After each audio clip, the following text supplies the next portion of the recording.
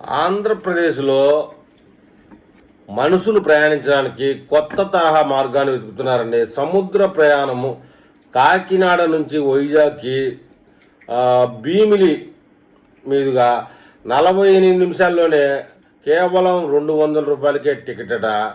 ఇవాళ కొత్తగా కథనం వచ్చింది. దాని మీద మనం ఇప్పుడు పూర్తి సమాచారం తెలుసుకుందాం.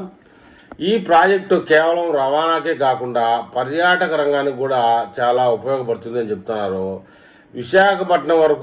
విశాఖపట్నం నుండి భీమిలి వరకు ఉన్న అందమైన సముద్ర తీరం వెంబడి ఈ గ్రైడ్లలో ప్రయాణించడం పర్యాటకులకు సరికొత్త అనుభూతిని కూడా ఇస్తుందని చెప్తున్నారు. ఆంధ్రప్రదేశ్ తీర ప్రాంత రవాణా రంగంలో విప్లవాత్మకమైన మార్పులు తేవడానికి ఇది ఆలంబనగా నిలవబోతా ఉంది అంటే అవునని అంటున్నారు ఎక్కువ మంది. ఐఐటి మద్రాస్ స్టార్టప్ రూపొందించిన సీ గ్లైడర్ సాంకేతికత అందుబాటులోకి వస్తే కాకినాడ నుంచి వైజాగ్ లేదా భీమిలి ప్రయాణం అత్యంత వేగంగా అతి తక్కువ ఖర్చుతో పూర్తవుతుంది. కోల్కతా నుండి చెన్నై వరకు సుమారు 1668 కిలోమీటర్ల దూరాన్ని కేవలం 600 రూపాయలతో 3 గంటల్లో చేరుకునే విధంగా టెక్నాలజీ తయారు కాబోతా ఉంది. ఏపీ తీర ప్రాంతానికి సరికొత్త రూపును ఎందుకు ఇవ్వకూడదనే అందరి ఆలోచనలోనే ఇది రూపొందిందని చెప్తున్నారు. ఈ సీ గ్లైడర్లు విమానాల మాదిరిగా కాకుండా సముద్ర ఉపరితలానికి కేవలం 4 మీటర్ల ఎత్తుల వింగ్ ఇన్ గ్రౌండ్ WIG ఎఫెక్ట్తో ప్రయాణిస్తాయి. దీనివల్ల గాలి రాపిడి తగ్గి ఇంధన వినియోగం భారీగా తగ్గుతుంది.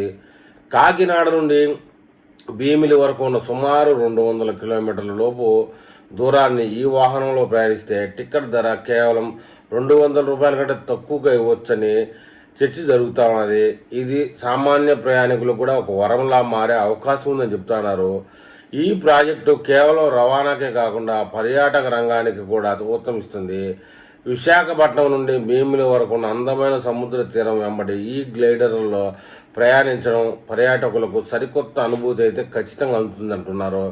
ఆంధ్రప్రదేశ్లోని ప్రధాన పోర్టులను కలుపుతూ వైజాగ్ చెన్నై ఇండస్ట్రియల్ కారిడార్కు అనుసంధానంగా ఈ తీర ప్రాంత రవాణా వ్యవస్థను ఏర్పాటు చేస్తే రాష్ట్ర అభివృద్ధికి వేగవంతం అవుతుందని కూడా చెప్తున్నారు. పర్యావరణ హితం ఈ టెక్నాలజీకి మరొక ముఖ్య ఉద్దేశం చెప్పాలి. ఇవి పూర్తిగా విద్యుత్తుతో నడిచే ఎలక్ట్రికల్ వాహనాలు కావడం వల్ల కాలుష్యం ఉండదు. వీటికి విమానాశ్రయాల మాదిరిగా రన్వేలు అవసరం లేదు. సముద్రపు నీటినే రన్వేగా వాడుకోవచ్చు.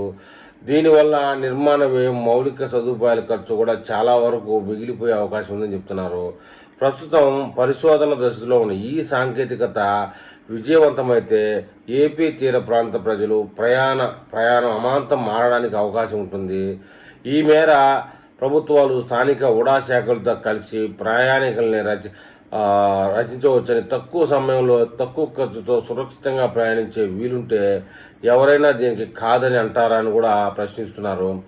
ఐఐటి మద్రాస్ స్టార్టప్ చేస్తున్న ఈ ప్రయత్నం భవిష్యత్తులో దేశీయ రవాణా రంగాన్ని మార్చివేసేందుకు ఛాన్స్ ఉంటుంది.